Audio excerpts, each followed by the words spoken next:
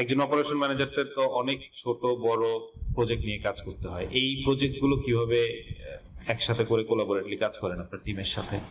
আমরা যেমন জেসিআই নিয়ে একটা কাজ করছি। জেসিআই হচ্ছে জয়েন্ট কমিশন ইন্টারন্যাশনাল।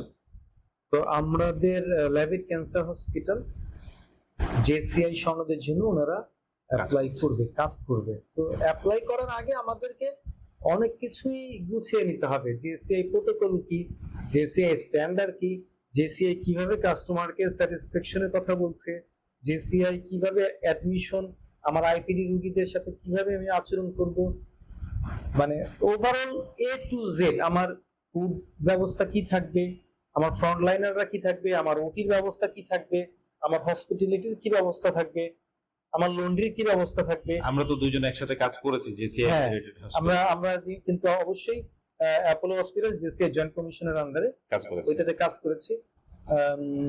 আমার ক্লিনিং কি ব্যবস্থা থাকবে, ওভারঅল এটা কিন্তু একটা বিশাল কাজ। এবং আমার মনে আছে যে ওদের হাত ধোয়ারও একটা স্ট্যান্ডার্ড আছে। হ্যাঁ, আমাদেরকে ট্রেনিং দেয়া হয়।